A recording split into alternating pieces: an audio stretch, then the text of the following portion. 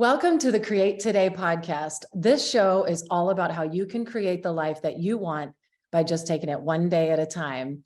I'm your host, Karen Stanley, and my beautiful you're not a co-host. You're my guest, Mary Yuter. She is a registered nurse. She spent 13 years as an ICU nurse for specifically heart patients, right? They're ICU after heart surgery, correct? 13 years in the busiest, most prestigious hospital in New York City, if you can imagine that at all. She's incredible. Now she helps people recover and prevent heart disease holistically by looking at the whole body. And we're going to get all into that today. Mary, thank you so much for being here. I really, truly appreciate it. I'm so grateful. Thank you, Karen. It is my absolute honor, and I'm so tickled to be here with you. Let's start with your story. How did you get into nursing? How did you get to a passion for that? And how did that all happen? I always thought, Karen, that you just go into a profession. And I always wish there was a big book and you could scan down it like an old telephone book and find your profession. But I found that it's a matter of going along the journey, seeing what you like and don't like. And the other part is stepping on a banana peel and skeeting way out. And so I had a banana peel moment. I was managing medical practices, and I was managing a head and neck cancer center in Manhattan. And there was a blackout in New York City. And so I let all of my medical assistants go and go home because it was after 911, times were different in the city. And we had a blackout in New York City, and I let all the medical staff go because it was after 911 and people were very nervous because it was a blackout just in New York City. And I remember telling one of the chairmen of the department, so I was working with two chairmen that day, the chairman of ENT and otolaryngology, and he's a thyroid cancer specialist, one of the top in the world, and then the chair of oral and maxillofacial surgery. So this was a group that helped people rebuild their head and neck after cancer. That was their big specialty. I mean, all the way around, they worked with all kinds of injuries, but that was their specialty. And these patients sometimes were so, they had such damage to their faces from their illness, from being eaten away by the cancer. They came in with bags on their heads, some of them. Aww. So it was a real special kind of patient. And in that blackout, when I told one of the doctors that it had hit the whole Eastern Seaboard, his eyes bugged out and he said, "Okay, we're only taking emergencies and post-ops." I'm like, got it. So everybody went home. It was just me and the two chairs of the department and the patients. Did you have backup generators? Yes, the hospital had backup generators. So, so this was actually a medical practice adjacent to the hospital. So we did not have lights though, or air conditioning actually at one point. And this was end of the day, the sun was setting. It was the last patient of the day, and he had had his scapula taken to be grafted to make a new jaw because he had a cancer of the jaw. And his wife was sitting there, and she's like you, she's a pillar, just a rock for her husband, always smiling. He was always smiling, well, as with his eyes. And so they needed help taking out sutures and with gauze and tape and saline, and I was it. And I was holding flashlights, and I'd been to the OR. I'd seen these operations. I was familiar with what went on. I did that because of interest, and I wanted to support my doctors that I worked with. And you were not a nurse. I was not a nurse, but I was invited into the operating room to see these. But you were that day. I was that day. And Wow.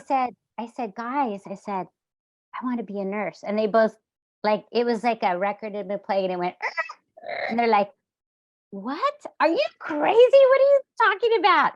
And I had worked my way up to, a nice level in management of medical practices.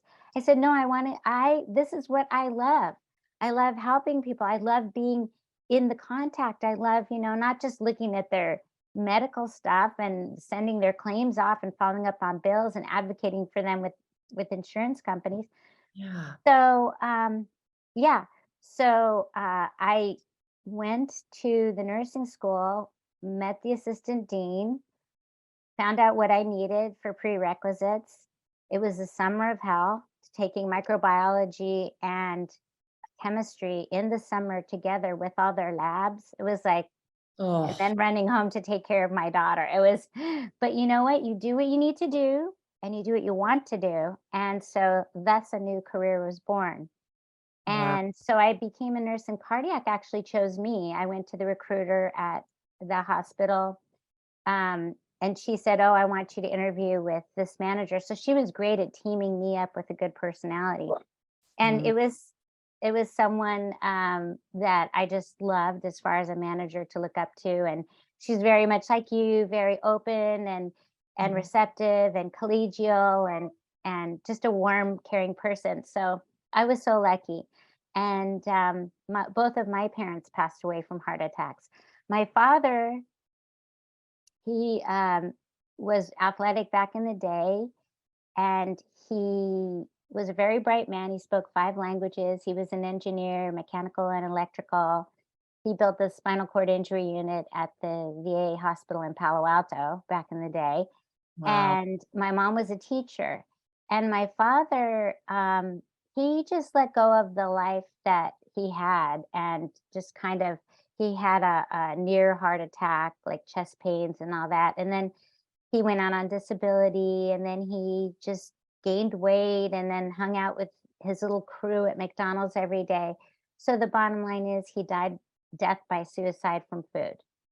Mm, And really, and he died the way that he absolutely did not want to. And he died in the back of an ambulance having cardiac arrest. mm. And he was a man who, I grew up on smoothies and wheat germ and so much weird stuff. Like one day I broke out in hives. I was taking a test in school as a little girl, and I'd had a smoothie that morning, and he was always concocting something and growing sprouts in the garage in his little workshop in the dark.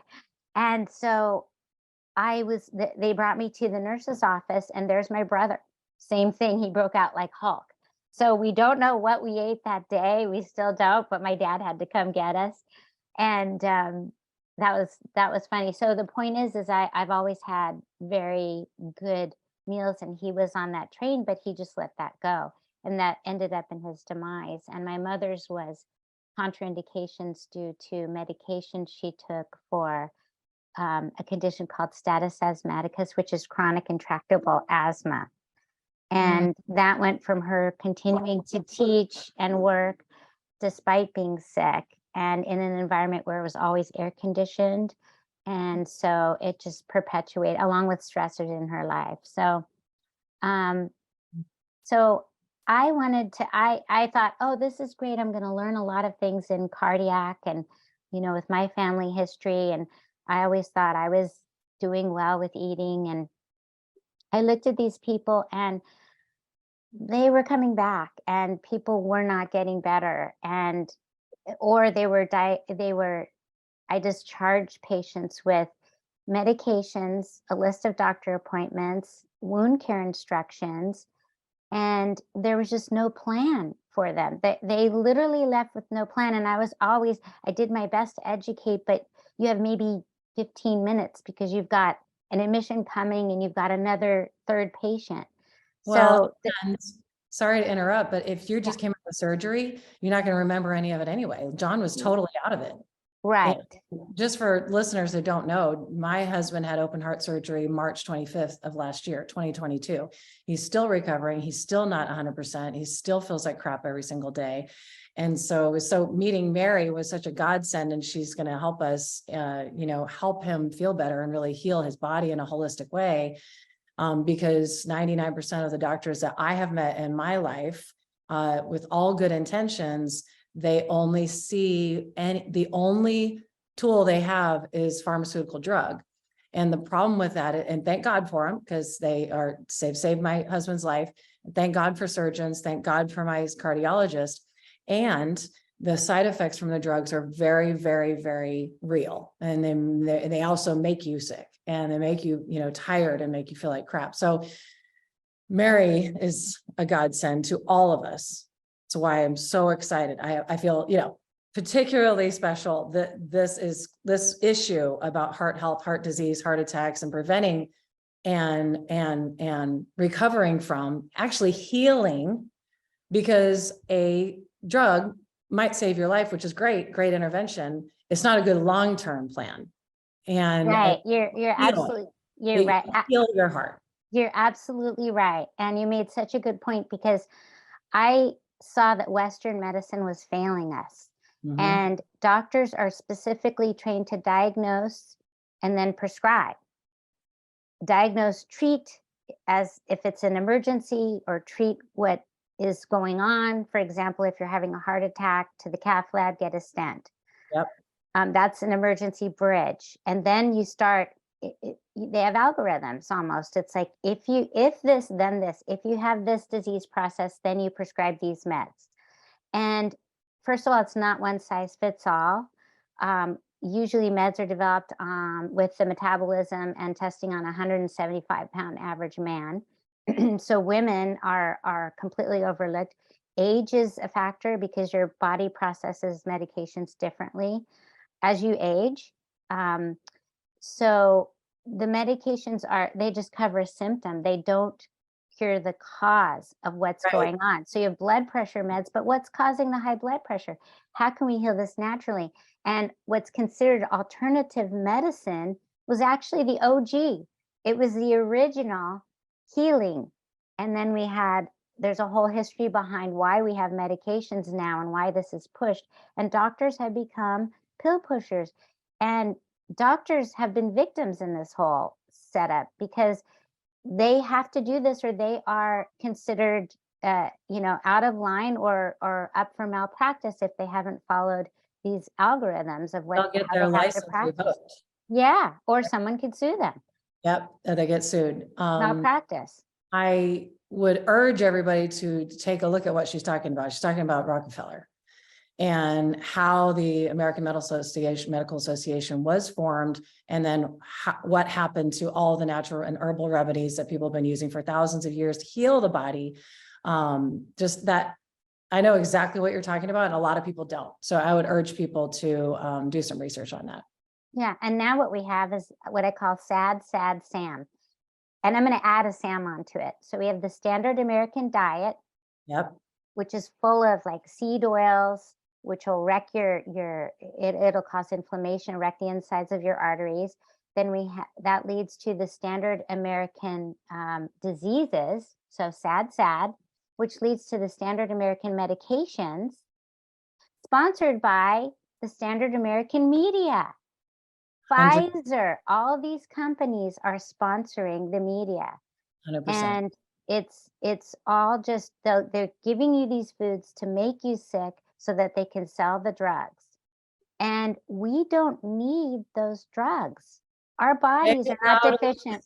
Say it louder for the people in the back. Our bodies they're not deficient in beta blockers. They don't have a deficiency of statins. I love this conversation. Thank you. Yeah. Oh my God. So what do we do?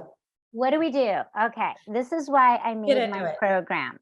So what happened, I got a call to action. I literally did get a call to action. I got a phone call from a very good friend of mine. She was a college roommate, and she called me and said, Mary, I don't know what to do. I have to have open heart surgery.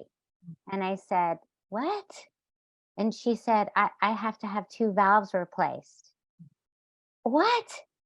And I said, girl, whatever is going on, I've got you. Tell me what's going on. So 20 something years ago, she had, I think it was Hodgkin's lymphoma. And they radiated her lymph nodes, and they didn't have the capabilities they do now to in a fine way, target the therapy. So what they did is they radiated her heart valves. And over time, they've become weaker. And she has become more and more symptomatic with trouble breathing. She's been hospitalized for shortness of breath and intubated because of it. And the doctor said, you have to have this surgery. And she's feeling fine. Imagine like you and I sitting here right now, and you go to the doctor because she had you've had bouts of shortness of breath, and the doctor says, you have to have 2 valves replaced, ASAP Rocky. And you're like, what? So they said, yes, you have to have this now while your heart is strong enough to receive it.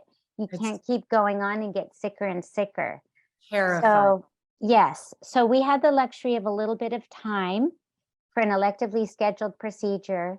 So we worked on preparing her for the open heart surgery, her mindset, her breathing, her breath work, her body, getting her blood work in really tip-top shape, cleansing. And when she rolled into the OR, she said, I rolled in going, I've got this. I've got this. Her friends had a party for her the night before.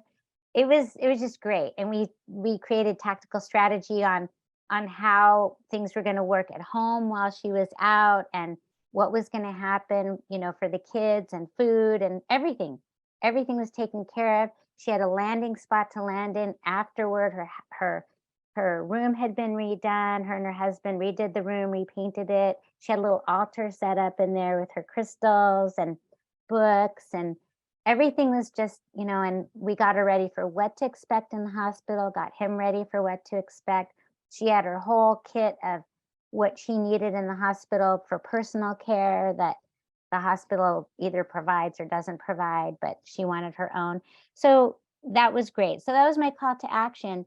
And while we were on that journey, I was documenting what we were doing the whole way. And out of that, I created a book.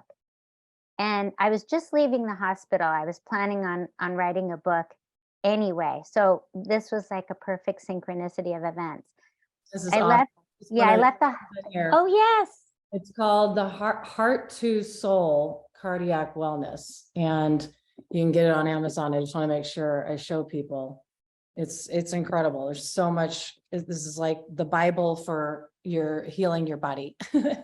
It's a great little guide of how I started off, and I've expanded that 100-fold in my program now with, oh my gosh. And just like science changes, there's all kinds of things that come up all the time regarding health. So my program is actually very vibrant, and it's moving all the time. There's new things being added in all the time. So I wrote the book, which was really fun, and I did that. And coincidentally, I just left the hospital. My unit became the first COVID unit in New York City. So that, from my colleagues, I learned a lot about what was going on, and that was just terrifying, what was going on in the hospitals and putting them at risk for malpractice, because they were taking care of 4 patients intubated on drips at a time. And that's just, and it's just, we'll move on from that. We'll leave it there. But nurses, shout out to my nurse friends, because they really work so hard. And I know you've probably seen TikTok dancing and this and that. And if nurses get a break, they relieve their stress. And maybe that's what was going on. I don't know, but I know the nurses I worked with, we were in the trenches every day, and we gave, no matter if you were a billionaire or a homeless, you got the same care in our unit. It was amazing. So thank you. So from there, I developed my program. I had a SCORE mentor, which is a Small Business Association mentor, and these people are free. And really, I got paired up with someone who was perfect. She had her own publishing company. She was retired. So she helped me bring the book to life. And she didn't edit, and I said, oh, I don't need an editor, Jill. I don't need that. Because it's like I'm having a heart-to-heart conversation with someone, and that's exactly what I'm writing from my heart. Mary, you need an editor. Jill, I don't need an ISBN number on the back. Mary, you need the ISBN. Oh, I don't need a book designer. Mary, you need a cover designer and someone to design the interior. So I'm so glad I had her in my life, and she was fantastic.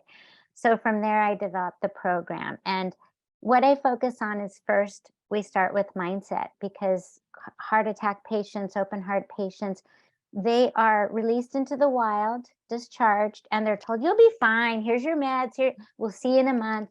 You'll be fine. And in their head, they're like, what do I do? I don't have a plan. I don't know what to do on a daily basis. And no, I don't feel like I'm going to be fine. I'm scared to go to sleep. I'm terrified. What if I get sick again? So I come to the patient where they are in that case. And patients move through the stages of grieving. Elizabeth Kubler-Ross has mentioned these stages of grieving: depression, anger, bargaining, denial, anger, bargaining, depression, and finally acceptance. And those are fluid. We don't go in that order. We can move back and forth between them. But acceptance is the last and final one. And these people also have a loss of autonomy. They have to ask for help. They don't know if they can be the provider in their household anymore. So some men have a problem with that. There's so many complexities to the trauma. It's traumatic being in the hospital. It's alarm bells and alarms, and you're hearing people screaming, and you're hearing emergency situations, and you are woken up in the middle of the night to take your blood so that the doctors, when they round in the morning, have your latest labs. And if anything, a hospital is a place to get sicker. They're closed. They're recirculated ventilation. Maybe some is brought from outside. The windows don't open. There's no fresh plants. If you're lucky, you have sunlight, but you might have a non-sunlight facing room. And hospitals really should be places of healing with acupuncture and massage and beautiful music and outdoors and sunlight and essential oils and healing foods. And it's not. I had someone ring this call bell, and I just told him about, the last meal he had was like, could have been the nail on his coffin. It inflamed it was an inflammatory inferno. And so his call bell rang a second later, and I was 2 patients down by that point. I come back, I said, what's up? We were just in here. What's going on? I can't eat my lunch. Why not? And he pointed to it. It was a burger. And I'm like, a burger in the cardiac unit, roast beef in the cardiac unit.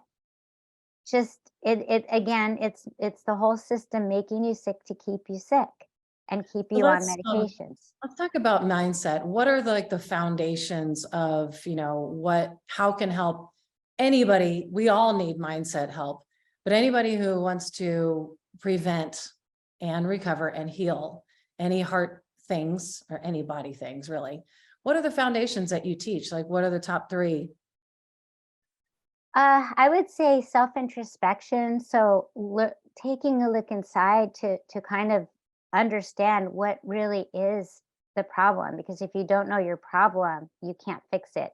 Are you afraid of going to sleep and not waking up? Are you afraid of a future event?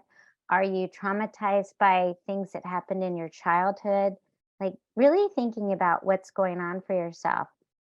I use meditation and teach people meditation and the beauty of letting go of things and being present in the moment, because the past happened. Your disease happened. What you do today will have an impact on your future 90 days from now, 30 days from now, a year from now, depending on what you're doing. So focusing on the present moment, being here today, what can you do today to move your one needle forward just a little bit?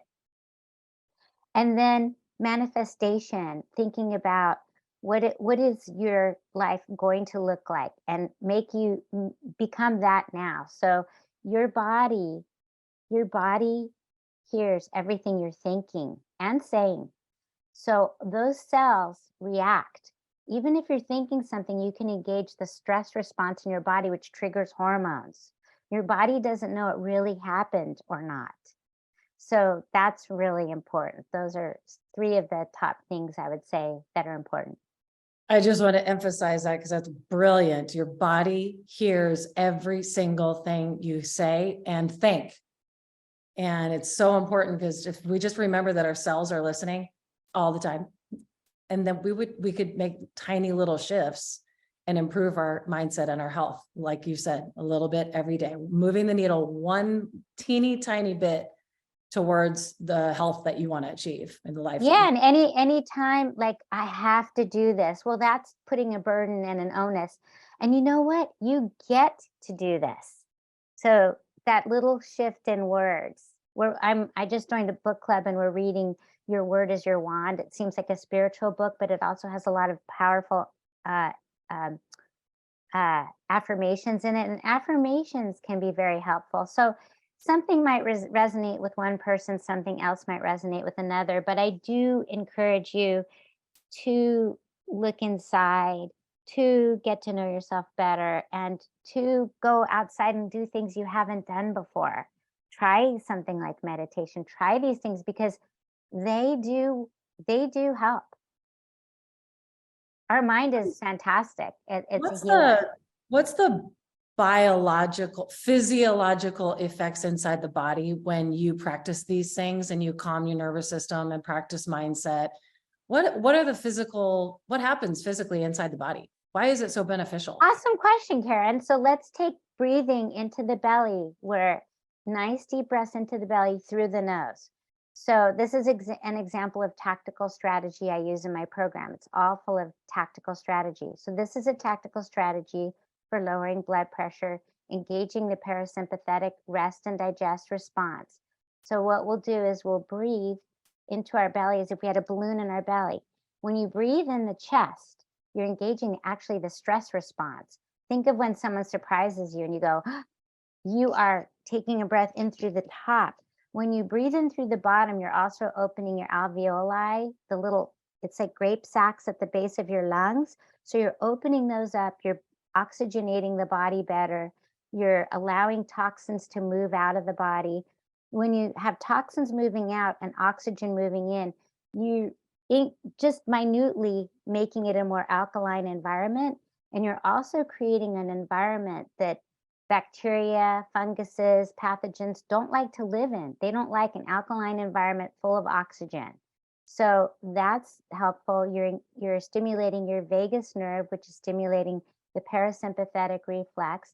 And by the breathing through your nose, you're actually facilitating a molecule called nitric oxide, which works on the inside of your arteries to vasodilate them. So just that one trick while you're meditating can really calm your body down. And what happens when your body is calm? Your heart rate slows and your blood pressure goes down. And if you're a heart patient, you've had a heart attack, that's gold. You can sit in traffic and get upset, or you can say, I have to be stuck in traffic, or you can say, I get to meditate. I get to breathe. I get to do my breath work and visualize or manifest. So. Oh, so good. Okay. So mindset, what's the second so-called, they're all important, but what's the second step to really improving and preventing heart disease? Nutrition, making your every meal your medicine. Again, tactical strategy. And I'll tell you one meal that's my go-to. And then so your every meal is medicine, and using your refrigerator as your medicine cabinet. I love that. So every meal is your medicine. So I did a post today on my smoothie this morning. Smoothies are awesome.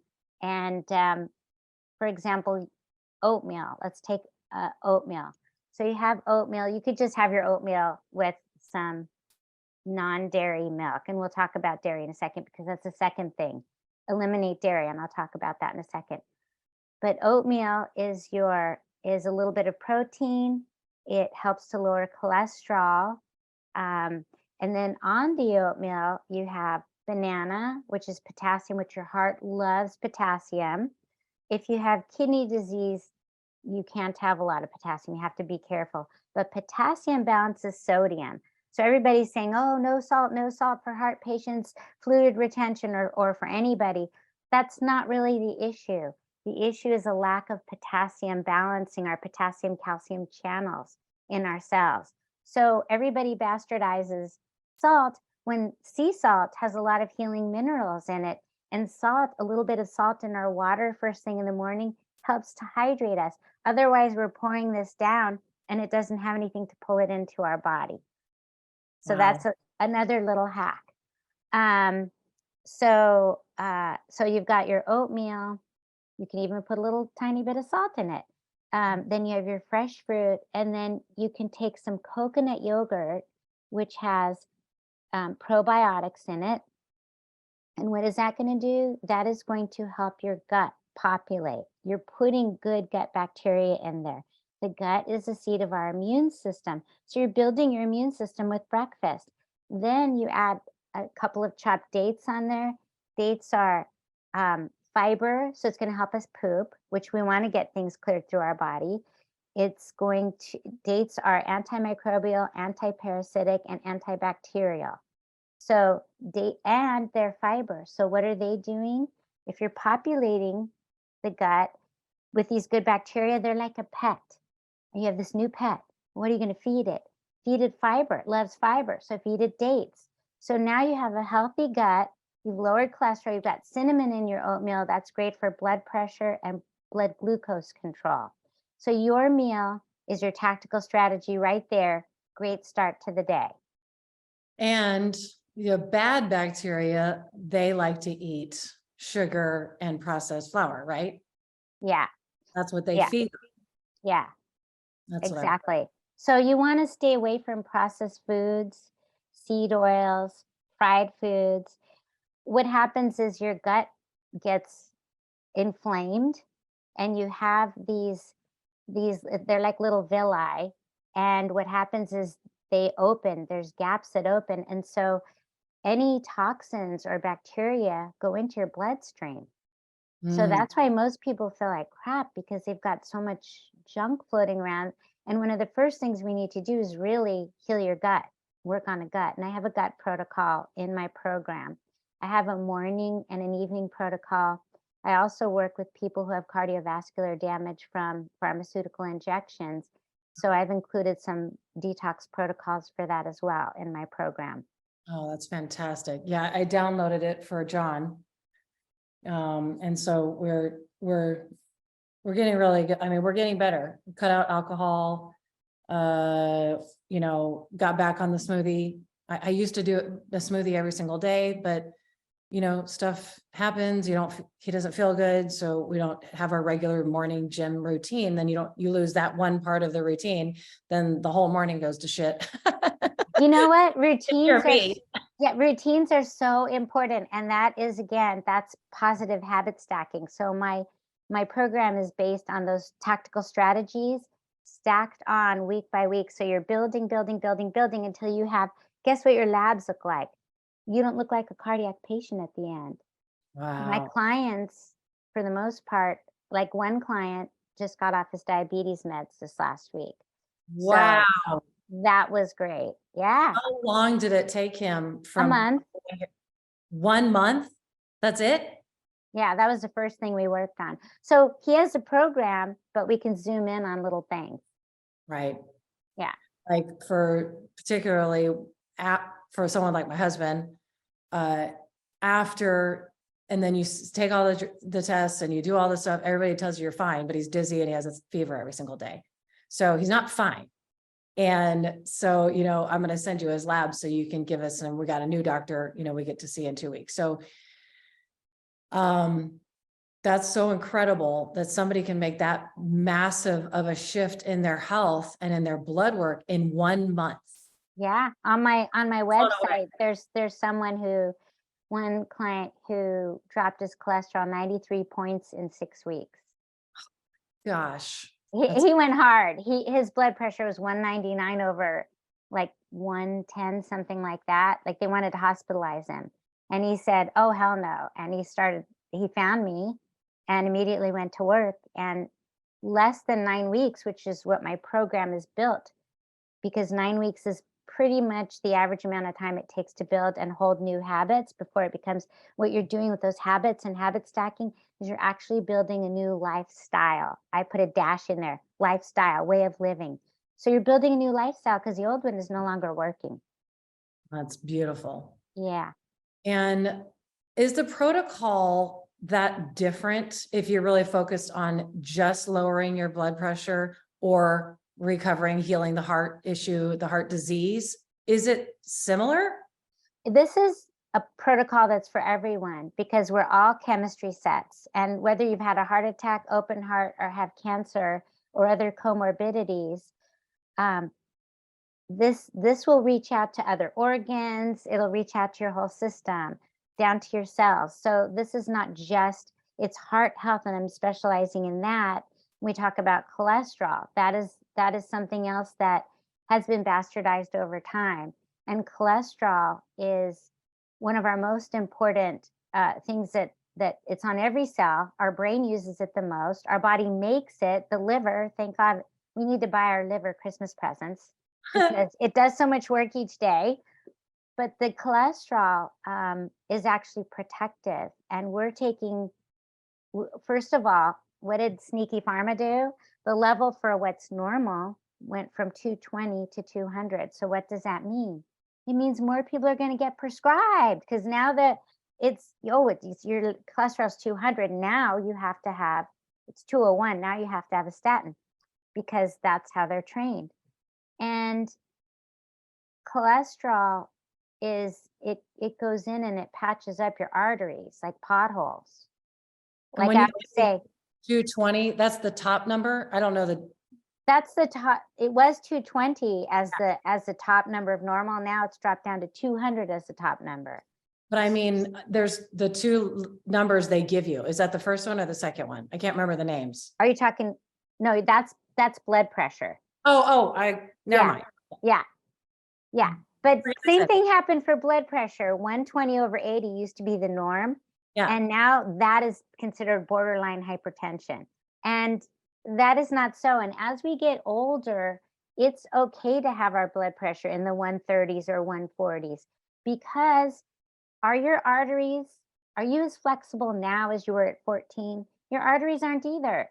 You might have been a gymnast when you were 14, but you don't have that artery flexibility anymore. So all of this again goes back to pharma. And if you're doing your apps, and then the other thing about statins is they you should have CoQ10 if you're on a statin because that is what is being removed, and it's what's causing muscular pain and fatigue. And cholesterol also, when it's taken away, the statin, when it's taken away cholesterol, what organ did I say needs the most cholesterol? The brain. Mm. So what disease process do we have really affecting us now in the news? Alzheimer's. Yeah. So many people, statin is the most widely prescribed medication in this country. And now Alzheimer's is on the rise. I'm going to tell you another fact. Medical error kills more people than guns in this country. Oh my God. Way more people. So, and again, it's everybody's a chemistry set. We have people who doctor hop, people who misuse drugs or don't take them. And again, medications in Western medicine are great to get us over a bridge. It's a bridge. But what everybody should be asking their doctor is, Doc, why am I taking this? What is the rationale behind my taking this? It's because you have high blood pressure. But why do I have high blood pressure? Let's tackle that so I don't have to be on meds. And how long do I need to be on these meds? So that can be addressed right up front. So if that had been addressed, you might have heard the 3-month call bell and put that on a calendar somewhere like, oh, we don't need these anymore. So hindsight is 2020. So going forward, we know. Yeah. So cholesterol is our friend, actually. That's the bottom line. It's our friend. If we're inflamed, the most important thing is getting rid of inflammation. And that's my third point is dairy. Dairy is, so when you had your kids, did you nurse them? Yes, I did. Okay. Good mommy. Well, at a certain point you wean them, I would hope. Okay. So when a cow has a baby, they wean their own species in nature. All right. But what happens is these cows are raised as a commodity and they're impregnated, and the baby is taken and given formula. And if it's a girl, she's put in this cycle as a dairy cow. If it's a boy, it's sold as veal. So the cow is impregnated, the baby is taken because why? The mom is lactating. So she's put on machines to give humans the milk. The milk is pasteurized. It has the animals get infections. So this is why they have to pasteurize it. And they can clear it with a certain amount of pus in it. But there's all kinds of junk in there. It has hormones from that species, and it has a tremendous amount of fat to grow a baby bovine very quickly. And it has antibodies in there to grow a bovine. That's not meant for human consumption. So people taking lactose pills to have their ice cream is unconscionable. We're not supposed to eat milk from another species. And there's a great doctor, a physician I like to quote. He's a vegan physician. He's an ICU physician based out of, I think, the DC area. His name is Dr. Milton Mills, and he's on YouTube. And he said, I would not tell you to eat dairy or give you a blood transfusion from a cow, because it's meant for a cow, not a human. Right. And it's so true. There's a book called The China Study, and T. Colin Campbell. Yeah, T. Colin Campbell said, he's a researcher at Cornell. He said he saw that there is a direct link between the casein, the protein in milk, with breast and prostate cancer. And I thought I was doing the right thing, having milk. My mom, I was raised on 3 squares a day. We used to go to a dairy to get our milk when I was a kid. And I ended up with a brush with breast cancer. And my mom's whole side of the family had cancer. And come to find out, big on dairy. My mom was raised on a farm. And there you go. So you can break your family history. Family history stops with you. My grandfather used to own a dairy, actually. The Lunt Dairy, pretty cool. Oh, I know of that. I've heard of that. It's a long time ago in Arizona, New Mexico. Now I can't think of the name of the town, Lordsburg, New Mexico. It's very close to Arizona, but yeah, for years and years and years and years.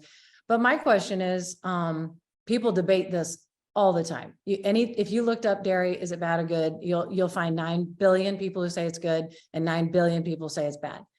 What about all the cheese? We've been making cheese and eating cheese for 3,000 years. Like, right. Why isn't everybody sick then? What about in Europe? They eat cheese every day. What about France? They eat cheese every meal. Well, it's inflammatory. It's inflammatory, so it's going to affect your gut. And inflammation is an unseen. You can walk around with it. You don't know you have it. So what's happening to your arteries? They're building up. So the cholesterol from that, it's actually karma. And the cholesterol from that is going into your arteries. So, I don't want to say don't eat it at all ever. Mm-hmm. If you're at your favorite pizza place, pick some of the cheese off, but enjoy it. Or, you want to, my philosophy used to be vegan or nothing. But now it's like, I do see that there are health benefits and nutrients in certain foods.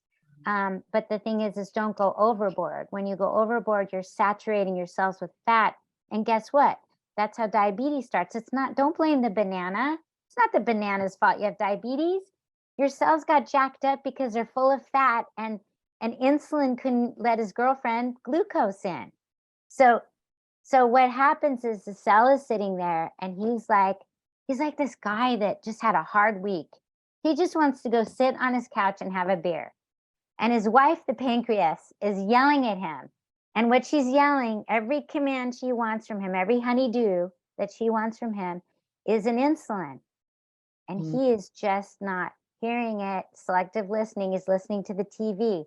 So that's insulin resistance. So the glucose can't get in the cell.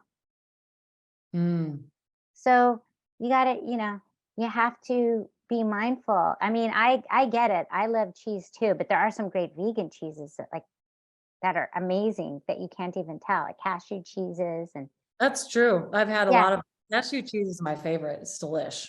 Yeah, and you can make it even. You can Yeah. make it. So I think that's important though. It's not the one food, eliminating the one thing out of your life forever and ever and ever. It's not the answer to everything, but it's more about, if you're going to enjoy foods that are flammable, you don't burst into flames. It's going to inflame your cells and your gut. Just, have it every so often, Yeah. And more often than not. You can still heal your gut and have cheese once a month. yes, and be make it qualitative. So Yeah. have it from a dairy, have it with whole milk, have it pasture raised, grass fed. If you see cows like in Maine or in Tennessee, out just roaming on the hills, that's a beautiful animal. A steak from that animal is going to be different than one raised in a CAFO, concentrated animal feeding operation. True. Like those 18,000 where those cows were all burned. Yeah. Yeah. So small farmers, we have to support our small farmers because I don't know if you know, but Bill Gates owns over 50% of the agriculture in this country now. And that is a scary thought.